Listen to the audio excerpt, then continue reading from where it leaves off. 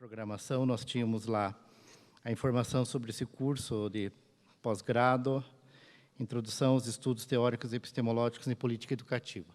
Então, o professor César iria apresentar o funcionamento desse curso, mas até agora ele não chegou, acho que não melhorou ainda, mas eu vou falar pouquíssimas palavras sobre esse curso, né? Então, como vocês receberam, né, nesse folheto, é um curso que possui aqui 6 unidades, todas elas voltadas ao estudo de questões teóricas e epistemológicas da política educacional.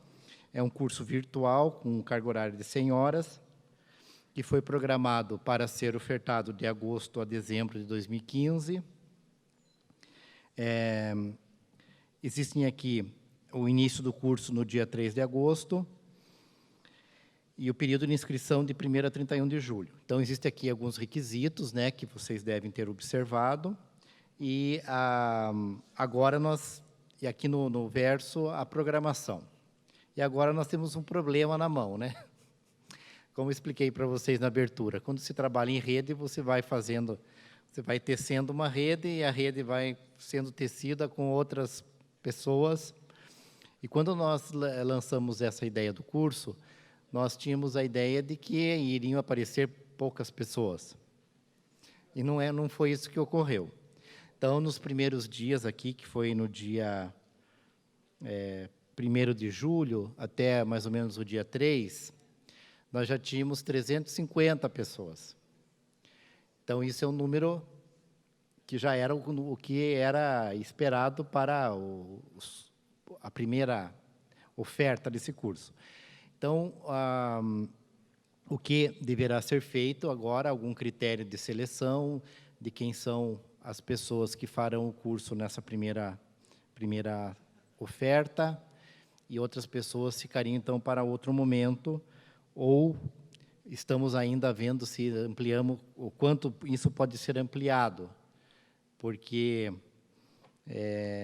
o curso tem uma proposta de um estudo mais individualizado, que cada um vai seguindo as leituras dentro dessas unidades aqui, mas há também a previsão de um momento onde os cursistas vão ter um tempo para discussão com pessoas e professores desse curso, via internet. E como isso também tem um limite, nós não podemos estender para que de forma a se perder, né, esse contato que foi planejado. Mas eu espero que o César amanhã possa estar aqui, dar mais alguma explicação, mais uma orientação, porque no momento nós ainda não temos uma decisão sobre como vamos lidar com o número de inscritos, o número de pessoas, né, interessadas nesse curso. Então, eu creio que amanhã, estando aqui, ele pode, em algum dos momentos, dar alguma explicação ou alguma informação a mais sobre isso. Convido, então, o professor Henrique para iniciar a apresentação dos palestrantes. Obrigado.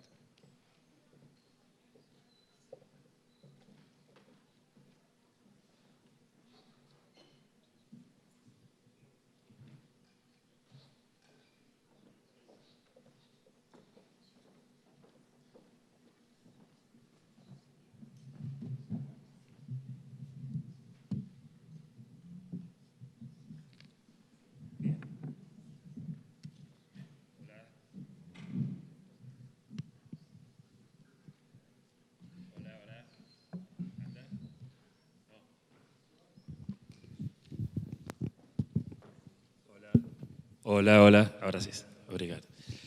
Bueno, muito obrigado, querido Jefferson. Bien, chegamos então à última sessão de hoje.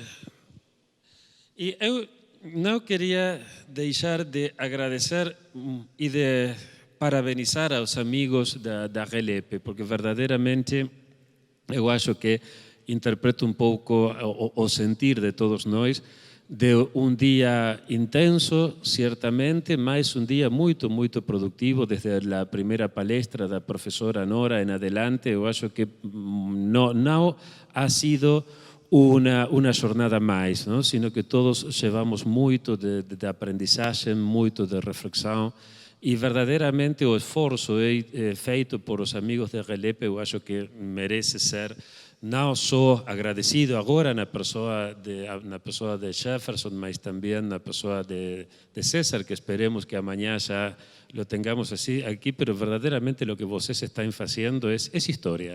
No quería dejar de decir desde acá, no minhas felicitações, meus parabéns, mas também lo que eu venho escutando a lo largo de todo o dia dos colegas que están trabalhando, dos outros amigos que están asistindo a esto, verdaderamente felicitaciones por esto. Vamos então a comenzar con el último panel de hoy. No estoy mirando mails, estoy tratando de encontrar el reloj para llevar la hora, ahí está, ahora sí, para tener claro la hora. Y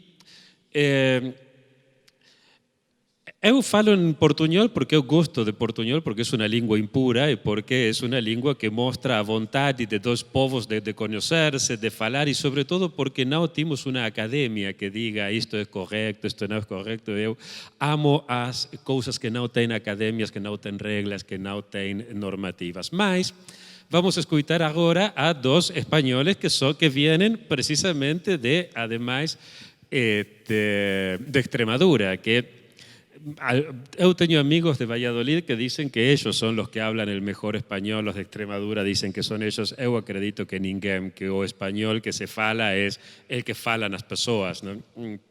Pero dejando esto, son dos extremeños muy tontos que han elegido vivir en una ciudad muy ruin, horrible, que han ido a vivir a Sevilla y en la Universidad de Sevilla es donde ellos están desplegando su actividad académica y también su actividad política.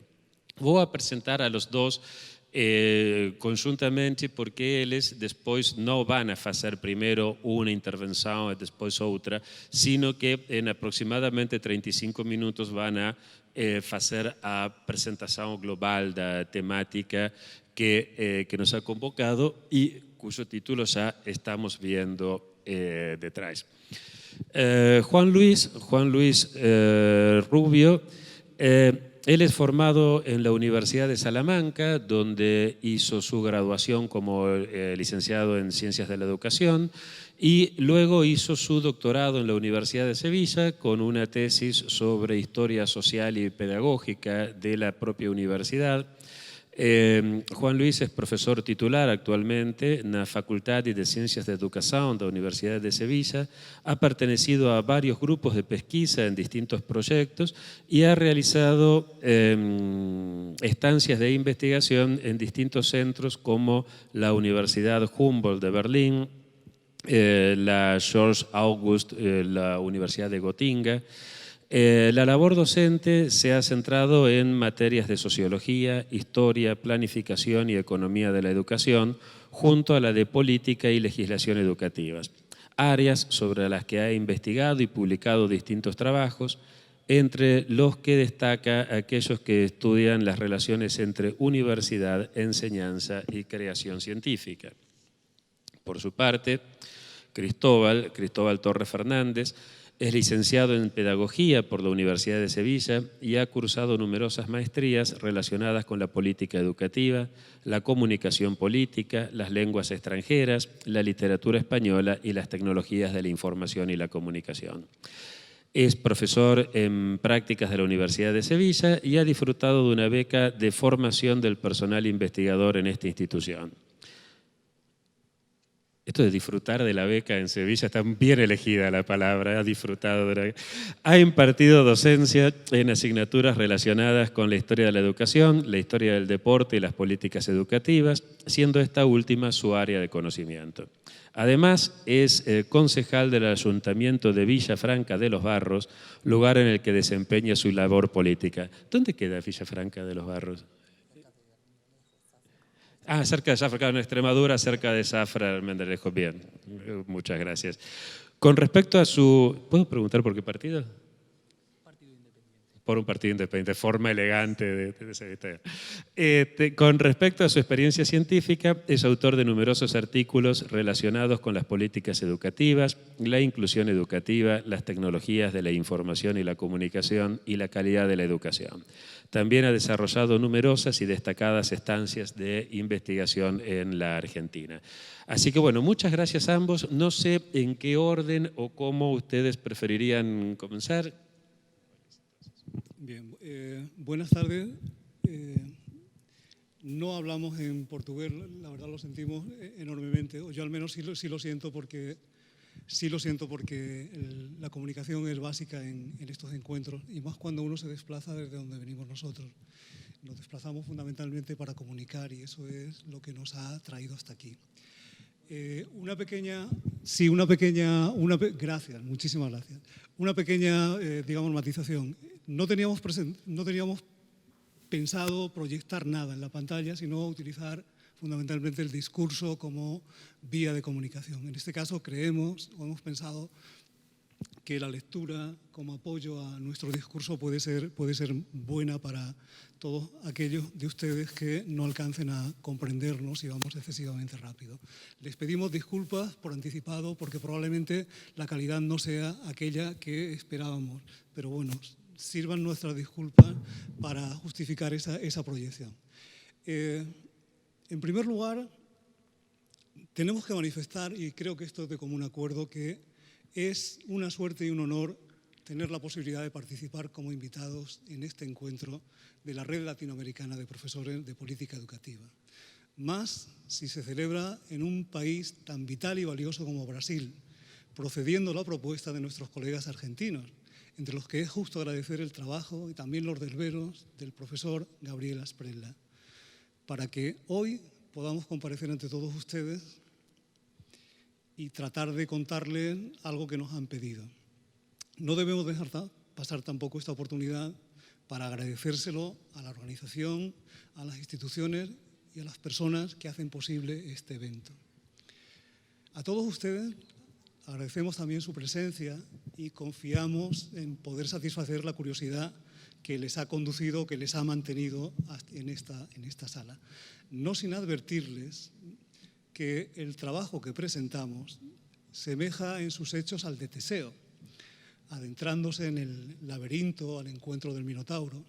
Algo parecido nos han encomendado y al igual que el mito, nos han prestado algunos interrogantes que, cual hilo de Ariadna, disculpen, nos han prestado algunos interrogantes, como les digo, que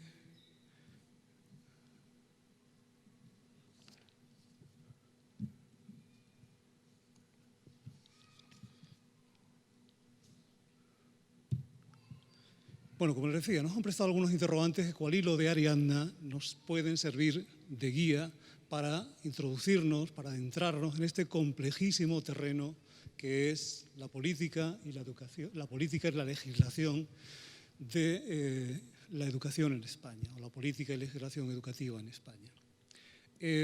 Les advertimos también que nos hemos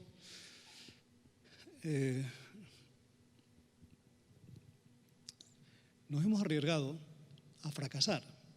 Y en ese riesgo por fracasar, les confesamos que es tanto si nos encontramos con el éxito como con el fracaso, estamos dispuestos a tratar a ambos pues, como unos impostores, ¿vale? Algo que ahora que se está desarrollando el campeonato de Wimbledon leen todos los tenistas cuando van a salir a la pista. Bueno, pues esto va a suceder también en nuestro caso. A modo de orientación, pueden imaginarse que con estas premisas en ningún caso vamos a obviar contarles aquello que hemos alcanzado a conocer. A modo de orientación, a nosotros nos han pedido que diéramos respuesta a 4 cuestiones fundamentales. La primera, ¿cuáles son las principales características de la investigación en política educativa en España? La segunda, ¿qué tipo de investigación prevalece en el campo de la política educativa? La tercera, ¿cuáles considera que son las mayores fortalezas de la investigación en política educativa en su país? ¿Y las debilidades? Y la cuarta y última, cómo ve o podría describir la investigación en política educativa en el marco de la realidad europea. Bien, estas son las interrogantes que nos van a guiar a través de la ponencia para intentar encontrar respuesta a una infinidad de preguntas. Bien, la primera cuestión que nosotros hemos planteado, creo que se ve, bueno, no la veo en este momento, pero quizás sea una cuestión de base. A cualquier ciencia se le pide como mínimo que tenga un concepto, defina unos métodos apropiados para un objeto y que ese concepto sea al menos aceptado por la comunidad científica. La pregunta que yo les traslado y la pregunta que nos formulamos nosotros desde el punto de vista del conocimiento de esta materia es si se cree necesario poseer un concepto acabado y aceptado de política y legislación educativa para investigar sobre este área de conocimiento. Desde nuestro punto de vista, pensamos que no debemos perder demasiado tiempo en este asunto, porque hay profesiones, áreas de conocimiento que nunca se han preocupado de este tema y probablemente sea el tema que menos les preocupa de todos los que tienen que abordar y afrontar y todos los que tienen, por otra parte, que resolver.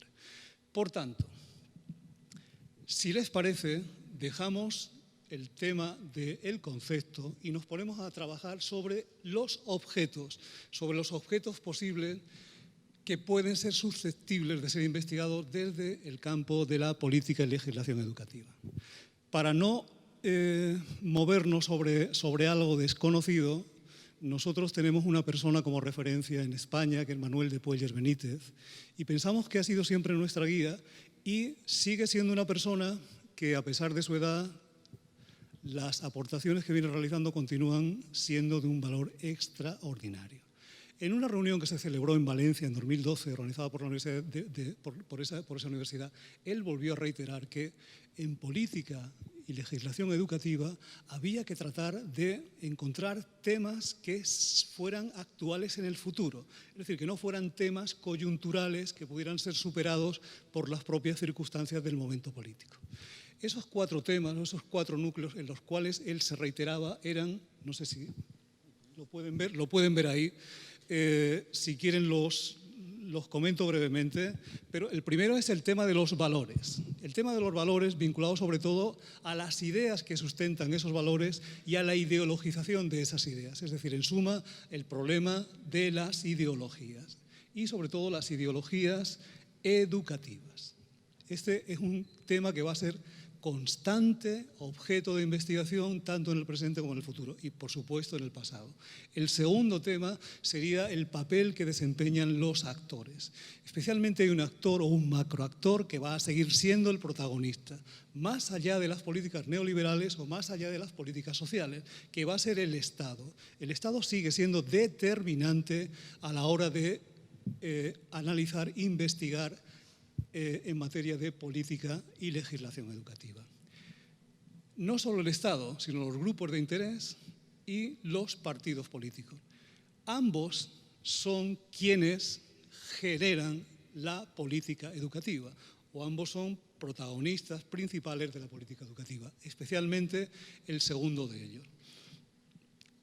Por lo que luego voy a comentar, o por lo que luego tendremos ocasión de comentar más adelante. El tercero sería un área que ha pasado desapercibida o viene pasando desapercibida en el campo de la política y legislación educativa, como es el área del currículum. Discúlpenme que siga empleando la palabra currículum, a pesar de que a nosotros nos parece un término bastante incompleto. Pensamos que hay que hablar de contenidos, de gradación, de secuenciación, etcétera, etcétera, etcétera. Es decir, que hay que descomponer o desagregar ese término y hacerlo eficaz, hacerlo efectivo para posibilitar la investigación de ese campo que, desde nuestro punto de vista, siguiendo un poco la directriz de Puelles, está aún por investigar. Y el último sería el examen de las políticas educativas. Un examen que, como tendremos ocasión de desarrollar a lo largo de la ponencia, ha de serlo no solo desde el punto de vista de los programas de intervención de la política, sino también de la génesis de esos programas de acción, es decir, algo que los anglófilos tienen resuelto con el empleo de dos términos que también existían en la lengua castellana, uno de los cuales se ha perdido. Policy como programa de acción derivado de la política, que sería la politics, la ideología, es decir, la defensa de ideas de manera dialogada en el lugar adecuado, que no es otro que el Parlamento en las democracias occidentales. Por tanto, el juego de la política realmente es el debate de ideas, el alcance de acuerdos y la elaboración de proyectos que llevar a la práctica. Evidentemente, la capacidad de esos políticos de trasladar ideas a la realidad, siendo eficaces en la resolución de problemas, dirá mucho o dirá poco, es decir, será realmente el fiel de la balanza que marque lo óptimo o lo pésimo de una política. Esta es un conjunto de ideas que nosotros mantenemos como ejes centrales, como el nervio central probablemente de al menos la disciplina de política y legislación educativa en España. Junto a eso, y más allá de controversias vinculadas sobre todo con la ciencia que genera proposiciones imperativas, postulamos y defendemos que la política y legislación educativa ha de nutrirse de la ciencia positiva, en el sentido de que la ciencia positiva tiene al menos un triple enfoque temporal. En primer lugar, se nutre de la historicidad para encontrar el sentido a un hecho presente. Analiza el hecho presente y dentro de sus posibilidades proyecta ese hecho presente hacia el hipotético futuro. Por tanto, las proposiciones son de carácter positivo y de carácter indicativo, pero nunca imperativo. Este, digamos, que es un punto que nosotros desde esta ponencia defendemos como básico para entender lo que en España queremos hacer en materia de política y legislación educativa. Para eso creemos imprescindible no ya solo analizar la legalidad o la legitimidad de una política, sino sobre todo su vinculación y su carácter soberano, independientemente del tipo de soberanía del cual estemos hablando. ¿De acuerdo? Es decir, trataríamos de analizar la esencia de la realidad, independientemente de cuál sea esa realidad. ¿Por qué? Porque la legalidad y la legitimidad vienen de la mano de la soberanía. Y la legalidad y la legitimidad están garantizados una vez que alguien posee el poder, es decir, posee la capacidad soberana de elaborar leyes que son coactivas y modelan la realidad. Ese, digamos, que es el eje de nuestro discurso básico en materia, sobre todo, de investigación. No obstante, no dejamos de descartar otras perspectivas. De hecho, el objeto que planteamos como objeto central sería la realidad del poder político y la relación entre la realidad del poder político y la educación. Por tanto, se puede decir que, sin hacer una traza excesivamente detallada de lo que ha sido la evolución de esta materia en España, se puede afirmar que la política de la educación, entendida como politics, es decir, entendida como lucha de ideas, como combate de ideas, como explanación de ideas en el plano teórico, en el plano filosófico, se ha sumado al estudio de políticas de acción educativa, ¿vale? De política, en este caso, educativa, tal como Pueller lo estampó, es decir, de policy. Luego, politics más policy, al final han acabado en configurar una disciplina que se llama política y legislación educativa. En esa disciplina, nosotros pensamos, y esto, bueno, pues es una propuesta que lanzamos en este foro, que venimos perfilando y que sabemos que de entrada tiene problemas en la génesis del conocimiento, pero no renunciamos a plantearlo. Nosotros partimos de la base de que el Estado es el ordenamiento jurídico. Y ordenamiento jurídico y Estado son lo mismo. En suma, partimos del positivismo que Hans Kelsen estableció en su teoría del Estado y en su teoría pura del derecho. Eso no impide que pensemos que el Estado es algo más, pero piensen que su opositor teórico, que era Carl Schmitt, que defendía que el Estado era algo más, fijó la esencia de la política en la diferencia entre el amigo y el enemigo. Es decir, fijó la esencia de la política en la proximidad o distancia a nuestros iguales. De Carl Schmitt yo no tengo mucho que contar porque se ha escrito demasiado.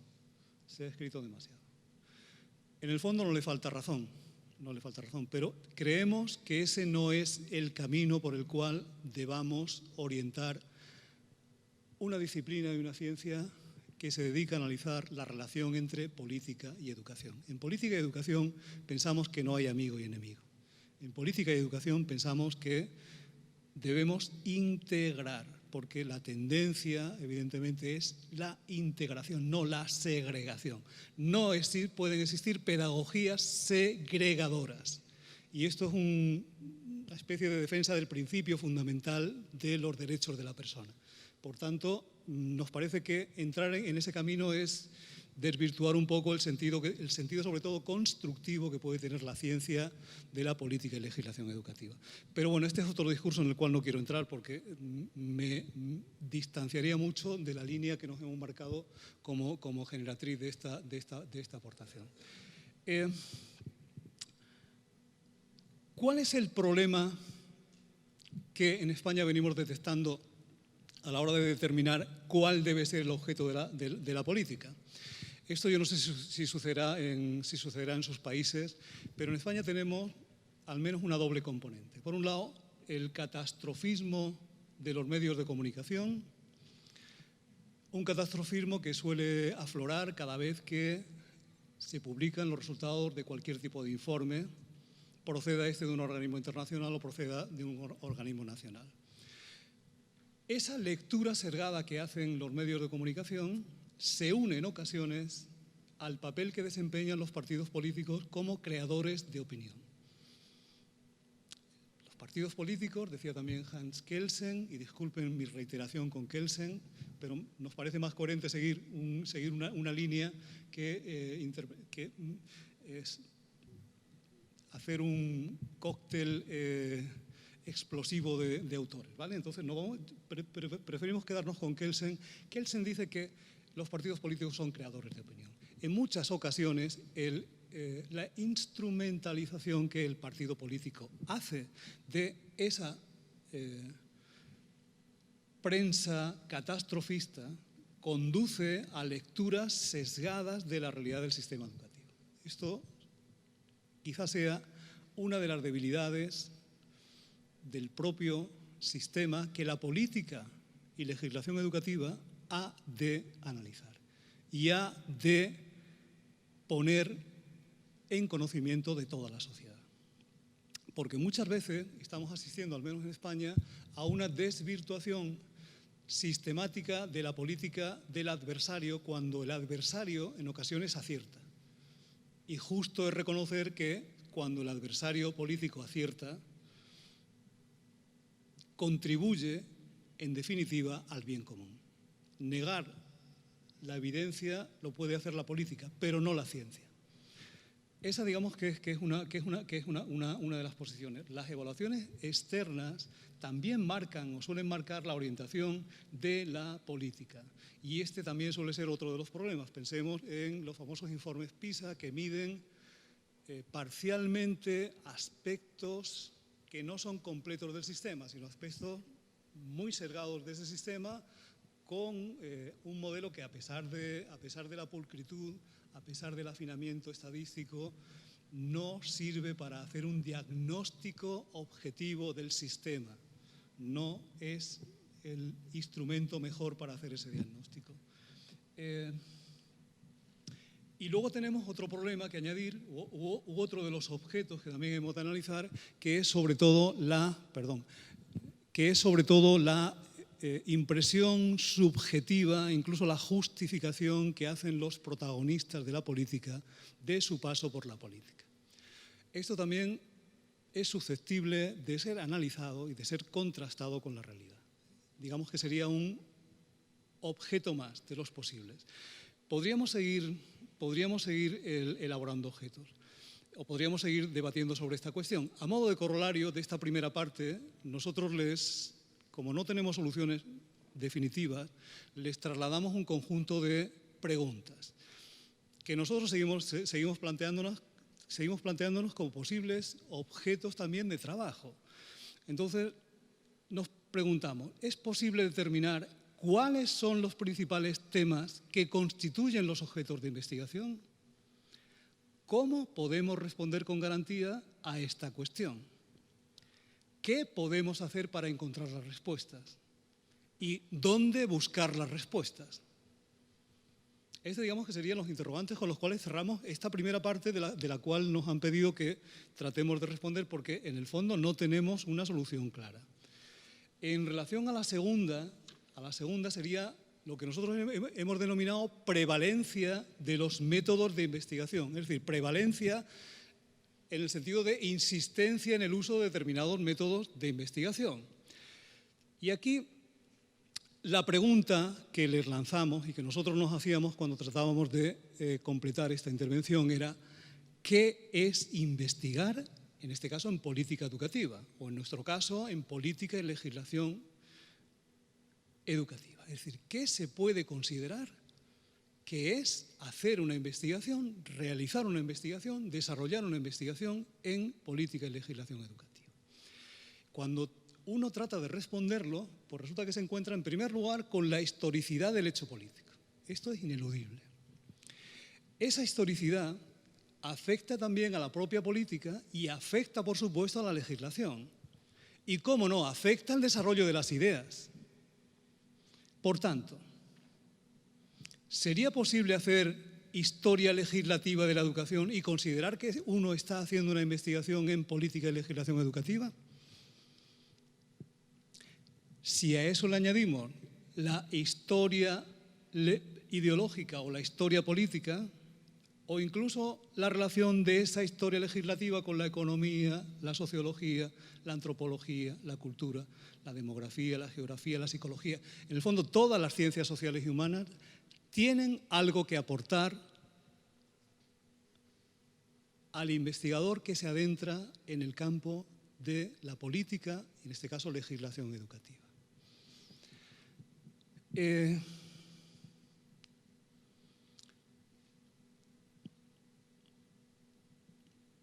Esto es una cuestión que yo creo que se ha tratado tanto en la conferencia inaugural como a lo largo de las distintas intervenciones, y sobre la cual, bueno, pues yo les lanzo, o nosotros en este caso les lanzamos también un conjunto de interrogantes que a continuación les detallaremos.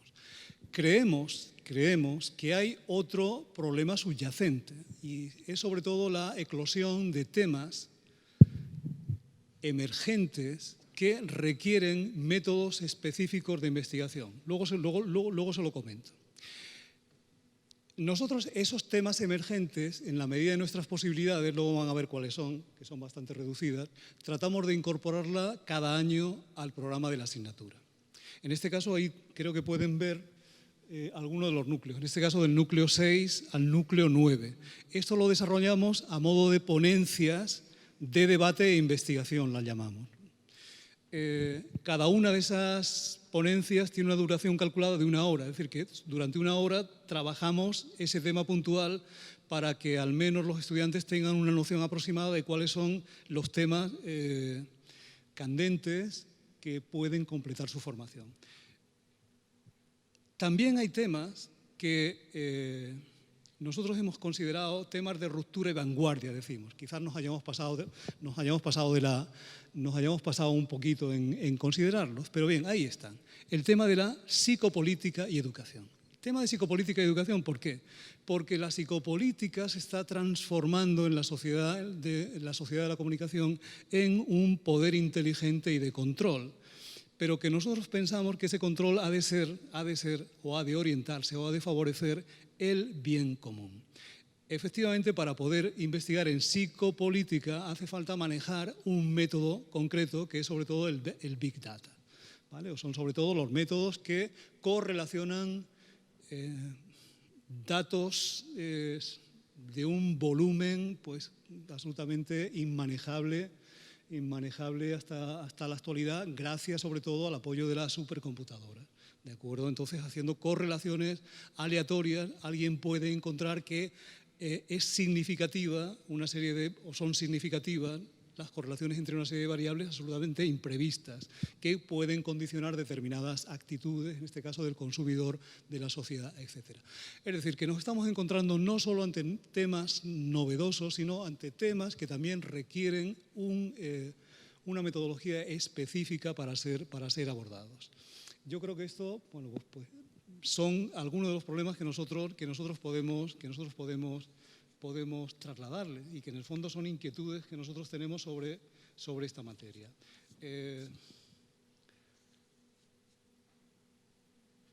Como corolario de esta segunda parte, si nos permiten, ¿vale? Es un poco reiterativo, pero bueno, nosotros seguimos construyendo, aportando y decimos, ¿qué sacamos como conclusión de la primera y la segunda parte? Pues miren, nosotros redactábamos lo siguiente. En función de la posibilidad y capacidad de determinar los principales temas que constituyen y delimitan los objetos de investigación, es posible determinar cuáles son los principales métodos capaces de permitir investigar y conocer los objetos propios de la política y legislación educativa. ¿Cómo podemos responder con garantías a esta cuestión? Por supuesto, ¿qué podemos hacer para encontrar las respuestas? ¿Y dónde buscar las respuestas?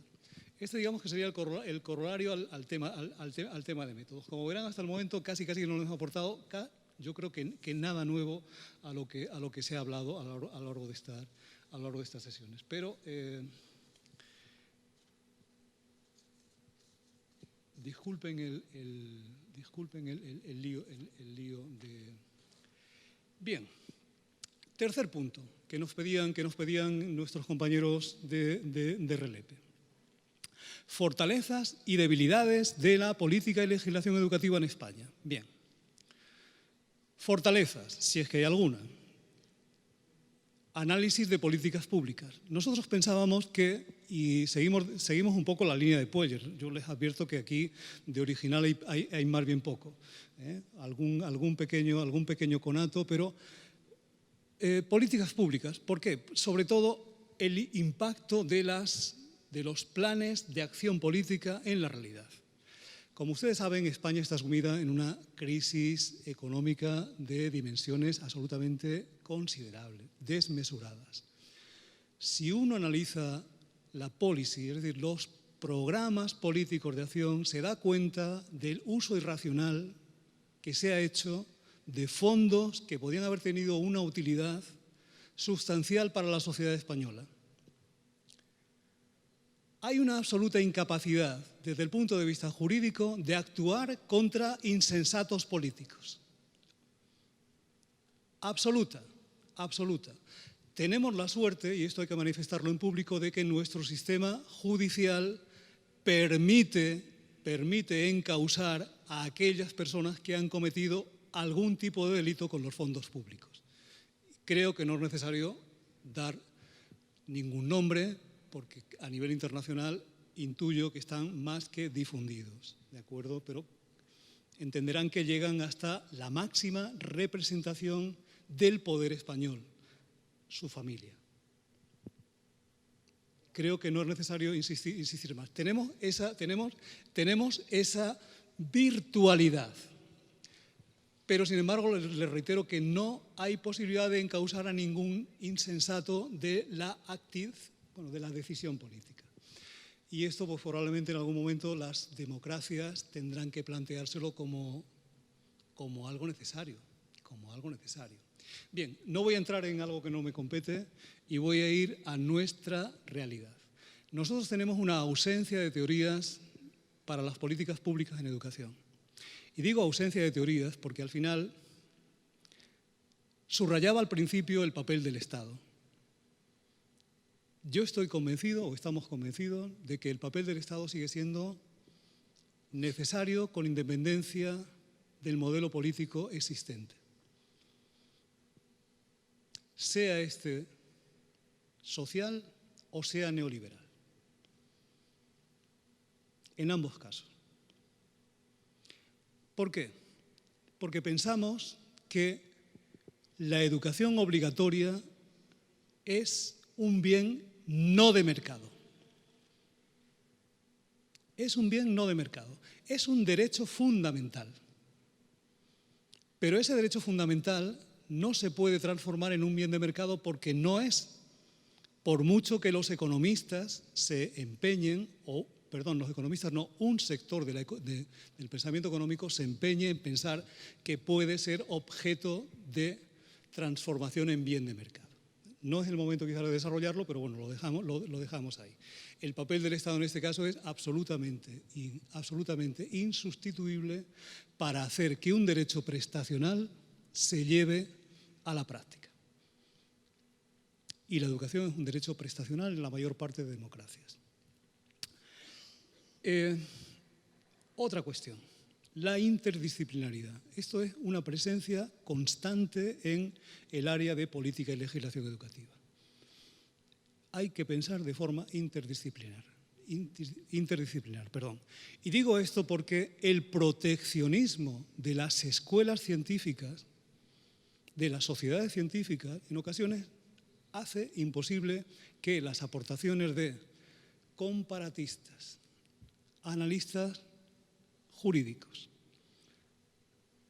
legisladores formen parte de la investigación, de los métodos, de los planteamientos, de la bibliografía, de las investigaciones. Y yo creo que en algún momento eso hay que romper con las fronteras clásicas del conocimiento, porque hace ya bastante tiempo que esto se ha acabado, es decir, que esas fronteras se han roto. Se siguen manteniendo académicamente porque puede haber intereses dentro del propio colectivo, pero realmente esas fronteras son fronteras absolutamente artificiales. Bien, en España en 2015 les vamos a relatar nuestra situación para que comprendan esto del Espacio Europeo de Educación Superior. El tema del Espacio Europeo de Educación Superior ha supuesto que la transformación de 4 años del grado más 1 del doctorado lleve a que la disciplina, es decir, la asignatura de Política y Legislación Educativa se imparta en 7 semanas en la Universidad de Sevilla. En 7 semanas se concentran 6 créditos ECTS, es decir, los créditos de transferencia europeo. Para que tengan una idea, esos créditos de transferencia europeo equivalen a 60 horas, que son las presenciales, es decir, 40 horas teóricas más 20 prácticas, que serían las clases, y junto a esos créditos hay que sumar 120 de trabajo y estudio, es decir, en total 180 horas aproximadamente, encajadas en 7 semanas. Bien, como despunte importante en esa realidad está la creación de la Unidad de Investigación en Política de la Educación por parte de la Universidad de Valencia, que fue la que convocó a todos los profesores de Política y Legislación Educativa en 2012, año en el cual se puso en marcha la versión de esta asignatura en el plan docente para establecer las bases de implantación del nuevo plan de estudio, ¿de acuerdo?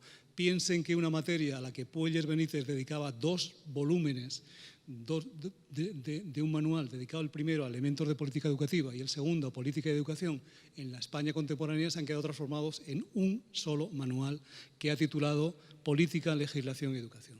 Bien, como corolario a todo esto, les puedo contar que hemos llegado a la conclusión de que en función de la posibilidad y capacidad de determinar los principales temas que constituyen y delimitan los objetos de investigación y sus métodos, si es que podemos, nos planteamos la siguiente cuestión. ¿Qué podemos hacer para superar las debilidades? ¿Y cómo podemos consolidar y hacer fructificar las fortalezas? Por supuesto, sigue siendo una pregunta continua el dónde podemos encontrar las respuestas. A continuación, el punto 4 lo va a desarrollar mi compañero Cristóbal.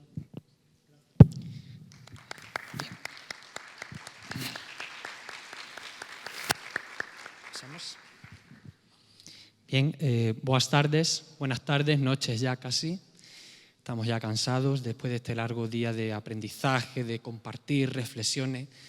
Yo voy a tener un discurso breve porque, bueno, todavía soy jovencito y todavía puedo aportar poquito, pero cuando se celebre la 20ª edición de Relepe, que será en Sevilla, por supuesto, pues ya se aportarán más. Bien, yo voy a tratar acerca de la política educativa en la realidad europea y también de la realidad europea en la política educativa.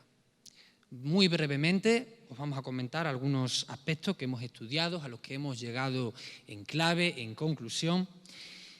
Mirad, hay dos puntos fundamentales y claves de la política educativa europea. Pasa es que hablar de Europa ahora es un poco un tema tabú, ¿no? Y sobre todo este fin de semana tan convulso que hemos tenido en Europa, ¿no? Pero bueno, en el año 2000, en Lisboa, se aprobó, se generó un documento, una acción marco que se llama la Agenda de Política Social. Y este documento marco pues tiene tres objetivos fundamentales, tres líneas de actuación, que son mejorar la calidad y la eficacia de los sistemas de educación y formación, que por supuesto eso es compartido por todos los países, un objetivo común a todos los países, abrir o la apertura, en este caso, de los mercados y también a la sociedad de los sistemas de educación y formación, es decir, que no sea algo hermético, sino que se produzca una aperturización, tanto a la sociedad como a los mercados. Y la facilitación o facilitar el acceso, este punto es fundamental, facilitar el acceso a la educación o a los sistemas de educación y formación de todos los individuos, de todas las personas, es decir, de promover esa democratización en ese acceso a la educación, a los sistemas de educación y a los sistemas de formación. Esto viene siendo los objetivos fundamentales de la Agenda de Política Social. Pasa el tiempo, se van desarrollando nuevas iniciativas, nuevas medidas en términos de investigación, de políticas educativas, y se genera un programa que es un macroprograma, porque tiene muchísima financiación o financiamiento y además tiene algunas líneas que son bastante interesantes, que podríamos estar toda la tarde aquí desarrollándolas, pero vamos a comentarlas muy brevemente. Y ese programa se denomina Horizonte 2020 o también Horizonte 2020. Se supone que concluye en 2020, si bien tiene líneas de continuidad a partir de esa fecha. El programa de Horizonte 2020 o 2020 abarca desde el año 2014 hasta el año 2020 y tiene pues una serie de líneas de actuación que cuentan con su financiamiento y bueno, pues tiene tres objetivos fundamentales, que son, el primero de ellos es crear una ciencia de excelencia, en este caso nosotros lo aplicaríamos a la política y legislación educativa, crear una ciencia de excelencia, desarrollar tecnologías y también sus aplicaciones para poder mejorar la competitividad de los países miembros, la competitividad europea, esa sería la segunda línea estratégica, el segundo objetivo, y el tercero, investigar en las grandes cuestiones que afectan a la ciudadanía o a los ciudadanos de Europa. ¿Vale? Estos son un poco los tres objetivos básicos sobre los cuales se articula esa macroorden, ese macrodocumento, macroplan de fomento de la investigación y de la educación que se denomina Horizonte 2020. Bien, pasamos por favor. Bien, también tiene 4 acciones o actuaciones clave, que son a través de las cuales pues, se irán desarrollando los planteamientos en materia de educación. El primero de ellos es incrementar la dotación del European Research Council o Consejo Europeo de Investigación como un agente que potencia la investigación en materia de educación, entre otras áreas. El segundo sería invertir en tecnologías de la información y la comunicación, en las TIC y las TAC, porque bueno, esto hay un discurso muy desarrollado sobre las TIC y las TAC, ¿no? Sobre todo encaminado a las actividades para las pymes. Las pymes son las pequeñas y las medianas empresas. Recordemos que lo que intentamos es abrir la sociedad del conocimiento, ya no solo a la sociedad en general y a las universidades y las instituciones educativas, sino también a las pequeñas y medianas empresas como agentes de creación y generación del conocimiento y de la investigación.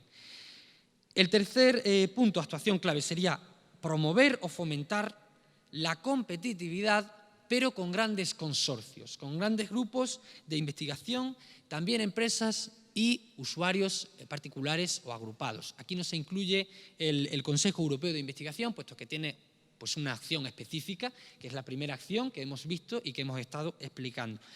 Y finalmente, y esto es fundamental, porque no solo se centra en el financiamiento público, sino que también hay una línea para el financiamiento privado, que es aumentar el número de las grandes iniciativas, tanto públicas como iniciativas de carácter privado, porque aquí lo importante es la generación de la investigación, la generación del conocimiento y de los resultados. Y bueno, en función de un poco de estas líneas estratégicas que estamos trabajando en Europa, pues como corolario nosotros planteamos una serie de preguntas que también vienen pues, a refrendar un poco esta explicación que hemos estado comentando el profesor Rubio Mayoral y que comento yo ahora. ¿Qué puede aportar la realidad europea a nuestro área de conocimiento, a la política y a la legislación educativa, en sus formas de investigar, comprender, entender, enseñar y trasladarlas a la praxis o a la práctica educativa, fundamentalmente? ¿Qué puede enseñar? Eso es otro de los grandes interrogantes que giran en torno a este complejo conglomerado, este laberinto del Minotauro que reseñamos inicialmente, en el cual nos hallamos un poco desubicados, desorientados, pero que estamos intentando buscar una salida a través de eventos como este, ¿no? Para compartir esas conclusiones. Y ya pasando al último punto, ya vamos a concluir, de discusión y de futuras líneas de investigación, abordando las futuras líneas de investigación. Líneas de investigación pueden surgir tantas como se nos puedan ocurrir. Nosotros hemos reseñado algunas que consideramos que son fundamentales a corto, a medio y a largo plazo, porque claro, es importante ir previendo, tener una planificación a corto, a medio y a largo plazo. La primera de ellas sería, la hemos reseñado anteriormente, las ideas y los valores de la educación aplicados también a las políticas y a las legislaciones y normativas de la educación o educativa. También tenemos que ser conscientes de que van surgiendo y se van creando nuevos paradigmas de investigación educativa aplicados a la política educativa. Hemos dicho anteriormente que nuestra área de conocimiento bebe de muchas fuentes, de muchos métodos sociales aplicados a las ciencias sociales, pero que a lo mejor carece de un método propio, ¿no? Esto que le gustan a otras áreas de conocimiento de presumir, nosotros tenemos nuestro método propio. Nosotros bebemos de muchos métodos y de muchas fuentes y por tanto somos una disciplina interdisciplinar. Y eso también tiene sus ventajas, tiene sus inconvenientes, pero tiene también sus ventajas, ¿no? Bien, el papel de los actores individuales, colectivos y el Estado en las políticas educativas, resaltando el papel de este último interlocutor, de este último agente, el Estado, como interlocutor entre el Estado, el poder, digamos, por la legitimidad, y la sociedad. Por tanto, es importante promover ese papel, estudiar ese papel. ¿Qué papel tiene el Estado en la configuración de las políticas educativas, de la investigación en política educativa? Otro punto, que además he estado hablando con algunos ponentes en estas cenas tan ricas brasileñas que nos sirven, ¿no? Son estudios comparativos de sistemas educativos europeos y ya no solo nos cerramos en Europa, sino que también abrimos nuestras fronteras, eliminamos esas barreras, ¿no? También para crear un marco comparativo de sistemas educativos mundiales y compararlos con los sistemas educativos europeos y analizar cuáles son sus logros, sus fallos, sus defectos, cuáles son sus objetos de estudios, qué se plantean, cuáles son sus interrogantes, sus retos, sus preguntas, cuáles son sus posibles hipótesis, respuestas, algo muy complejo. Pero también el marco comparativo es fundamental, porque comparando también se puede aprender, se aprende de hecho. La ciencia de la educación comparada, la disciplina de educación comparada, compara sistemas educativos y arroja información bastante importante para aprender en el campo de la política educativa. Diseñar, desarrollar, implementar y, por supuesto, evaluar las políticas públicas y políticas aplicadas al ámbito de la educación, en toda su fase, en el diseño, desarrollo, su implementación y, muy importante, la evaluación. Esto que tanto está de moda, que nuestros pibes en nuestros colegios y escuelas están sujetos a continuas evaluaciones, pero no solo hay que evaluarlos a ellos. La política educativa debe evaluar a todo el conglomerado, no solo a los estudiantes, a todo el conglomerado. Nuevos retos y problemas relacionados con las políticas y legislaciones educativas. Cada día van surgiendo retos y problemas. Que sepamos hacerle frente o generar esa respuesta, eso ya es más complejo, pero los retos están ahí y tenemos que estudiarlos. Eso sí, como se dijo esta mañana, retos que se puedan estudiar, porque hay retos porque se van desorientando y no se pueden estudiar, pero hay que estudiar. Y finalmente, reformas educativas y su papel en la configuración de la sociedad. Y aquí podría hablar muchísimo, porque como en España nos gusta reformar tanto las leyes, y a lo mejor dentro de un mes, cuando volvamos Juan Luis y yo, hay otra ley educativa, pues quién sabe, ¿no? Pero las reformas educativas son fundamentales. El estudio de las reformas educativas para ver por qué se ha generado esa reforma, a qué llega esa reforma, sus antecedentes, precedentes, sus consecuencias. Eso es fundamental. Por tanto, estas líneas de investigación consideramos que son muy relevantes y fundamentales a corto, medio y largo plazo. Y ya sí, le paso la palabra al profesor para que concluya con la ponencia. Bueno, les pido solo yo creo un par de minutos y concluimos, ¿de acuerdo? Porque si no, nos pasamos mucho. Bueno, creo que las principales conclusiones las tienen ya. Y cierro con alguien a quien tengo especial cariño. Miren, antes de cerrar es necesario, nosotros nos planteábamos cuáles son las funciones que desempeña la política de legislación educativa, la investigación. ¿Cuáles pueden ser sus utilidades? ¿Qué problemas reales puede resolver esa investigación? ¿Cuáles son los fines de la investigación? ¿Cuáles son los intereses que la mueven y cuáles son los intereses que la limitan? Y pido prestadas unas ideas a Hans Kelsen, como saben, un maestro de la ciencia jurídica, que tras una dilatada biografía defendía que la ciencia solo podía prosperar en un clima de libertad, que no depende solo de una libertad externa, es decir, de su independencia respecto a cualquier tipo de influencia política, sino también de que exista libertad dentro de la ciencia, del libre juego de argumentos y contraargumentos, ya que el alma de la ciencia es la tolerancia.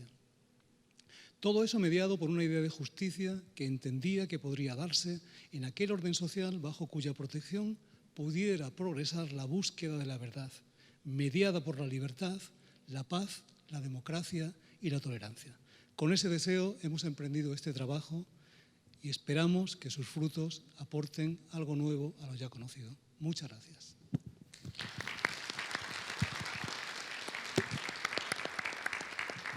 Bueno, muchas gracias, queridos amigos. Si bien estaba determinado esto que había que cerrar a las 8, me parece que el valor de las ponencias de Juan Luis, de Cristóbal, ameritan que por lo menos con el permiso de Jefferson y de la coordinación nos demos 5 minutitos como para algunas preguntas, dudas y comentarios. Usando un recurso que usó muy hábilmente esta mañana Gabriel, voy a decir, mientras piensan la pregunta para hacer, y aprovecho para hacer algo que creo que no me compete, pero la voy a hacer. Voy a hacer entonces una primera pregunta mientras van. No es una pregunta propiamente, es un pedido. Y no está feito con mala intención, todo lo contrario. Planteo esto porque podría parecer que fuera lo que nós llamamos una chicana, una cosa, no es nada de eso. Como você pode fundamentar en Hans Kelsen sus constantes apelaciones al bien común? No pareciera que Kelsen fuera el mejor fundamento para una idea de bien común.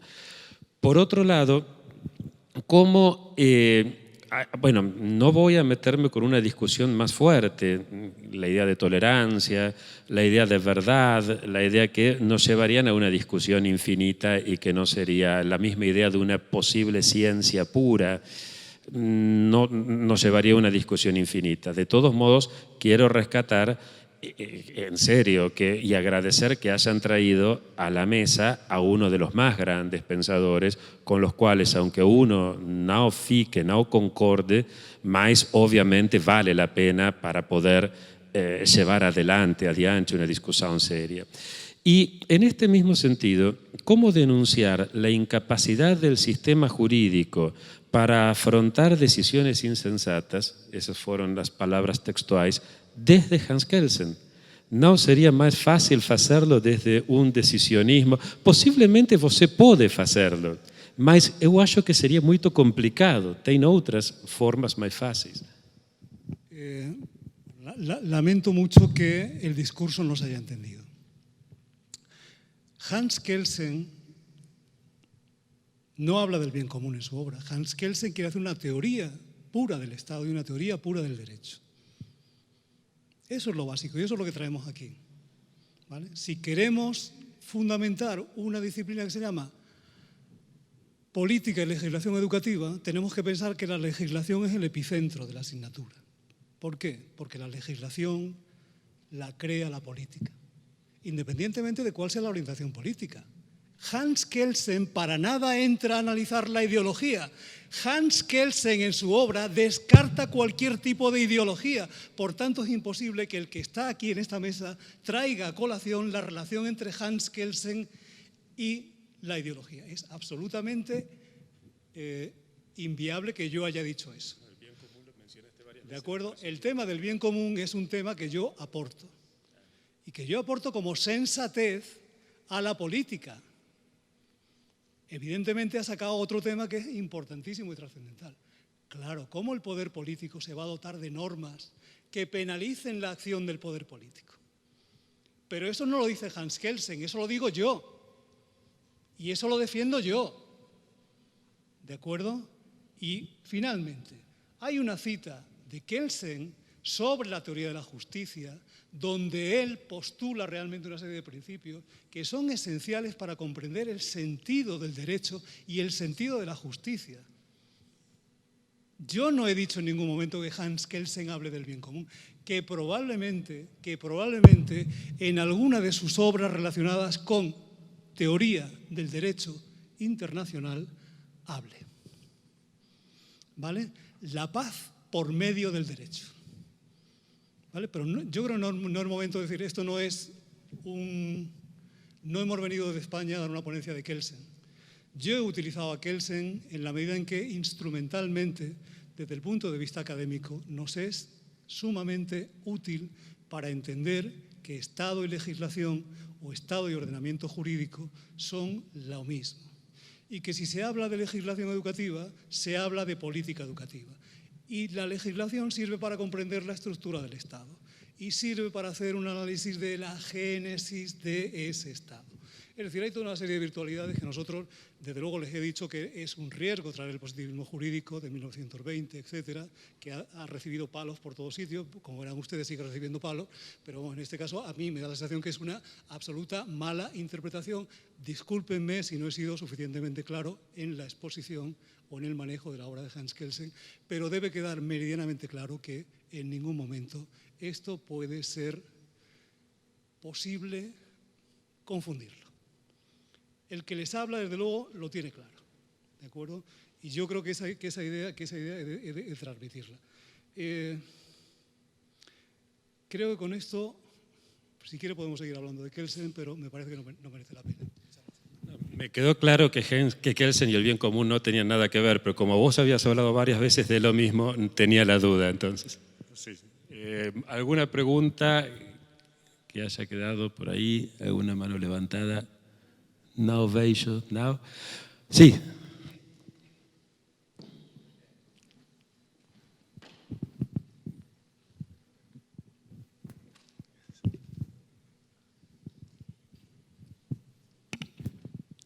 Boa noite, sou a professora Gisele, da Universidade Estadual de Ponta Grossa, no Paraná. Vocês mencionaram, né, as ações muitas vezes insanas, né, dos governos, né, em relação às políticas educativas, né. No Brasil e no Paraná, especificamente, estamos vivendo momentos muito sombrios em relação às ações no campo das políticas educacionais, não é? Então, temos algumas convergências, né? E boa parte da crise que a gente vê no Brasil e nos estados tem muito a ver com a corrupção, com a ilegalidade das ações no campo do Estado, mas especificamente das ações dos governos. Mas a pergunta é mais uma curiosidade, né, em relação à realidade da Espanha. Com a crise, né, espanhola, crise econômica, que novas questões emergiram, né, como um desafio, como que novas questões ou problemas se colocaram para as investigações no campo das políticas educativas. Que novos temas, que novas abordagens surgiram ou não em relação a esse contexto de crise que se colocou nesse país. Obrigada.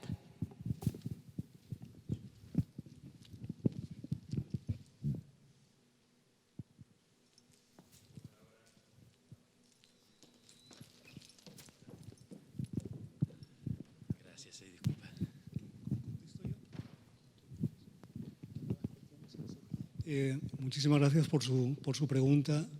Discúlpeme si no he comprendido buena parte del mensaje tan perfecto que usted seguro que ha creado. En esencia, nos pregunta si la crisis ha generado nuevos problemas de investigación dentro del campo de la política y legislación. Mire, ha generado un problema, no tanto la crisis, sino la política que se ha aplicado durante la crisis. Piensen que, voy a centrarme en el objeto concreto, que es sobre todo la creación de universidades privadas. El sistema español, aproximadamente en los últimos 10 años, ha creado más del 60% del total de plazas de enseñanza universitaria. Ese 60% pertenecen al sector privado. La distribución actual de la proporción de alumnos que asiste al sector público estatal y al sector privado es la siguiente. El 18% de la población estudiantil universitaria está matriculada en universidades privadas. El restante 82% lo está en universidades públicas. Luego hay una clara falta de equilibrio entre el número de plazas que oferta la enseñanza privada y el número de plazas que logra cubrir esa enseñanza. ¿Qué puede suceder en el futuro? Bien, pues podemos tener un encarecimiento del coste de las plazas en el sector público que, al equilibrarse con el coste de las plazas del sector privado, haga que una parte de ese 82% de alumnos se vaya al sector privado. ¿De acuerdo? Y eso lo que logre sea reajustar la oferta con la demanda. En segundo lugar, puede ocurrir que esas universidades entren en crisis y que en algún momento demanden del Estado una ayuda. ¿Vale? ¿Qué sucedería si las universidades privadas, los centros privados demandaran del Estado una ayuda? Bueno, pues eso está por decidir o por resolver. Este es un problema puntual, ¿de acuerdo? No sé si... En segundo lugar, la crisis ha generado políticas tan hilarantes como que el Partido Popular en la Comunidad Autónoma Valenciana, estando en contra de la impartición de la asignatura de Educación para la Ciudadanía y no pudiendo evitar que esa asignatura se impartiera, decidiera que la asignatura se iba a impartir en inglés. Con lo cual, esa asignatura tenía dos profesores, el profesor de Educación para la Ciudadanía al que acompañaba el profesor de inglés. ¿De acuerdo? Ese coste lo ha pagado el contribuyente y ese coste lo han pagado los europeos. Les cuento más. Política de extensión lingüística. La Generalitat de Cataluña ha estado ofertando cursos de catalán en las universidades europeas a los cuales asistía un alumno o una alumna. ¿De acuerdo? Y esto les puedo dar datos de la Universidad de Göttingen o de la Universidad de Berlín. ¿Quién paga el profesor de catalán? Perdonen que es un ejemplo solo. Es decir, en este caso no estoy acusando a la Generalitat de ser la única que... casos de este tipo podríamos seguir contando ad infinitum. El gran problema es, como le comentaba anteriormente quizás en la respuesta, perdona la brusquedad mía, pero no, es que soy una persona que cuando está convencida de una idea defiende esa idea por encima de todas las cosas, ¿no? Y entonces era un discurso que traíamos muy preparado, muy afinado y no queríamos ni mucho menos que llegara un discurso distorsionado. ¿De acuerdo. Entonces, discúlpame por pero yo soy así, ¿vale? No es que me haya enfadado ni ofuscado, pero bueno, a nivel intelectual me parece que la discusión es buena.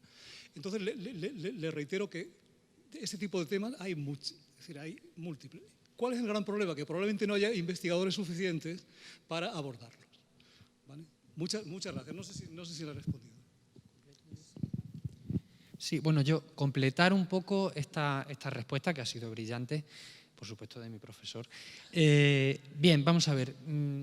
Los últimos años en España en política educativa han sido muy convulsos, muy convulsos.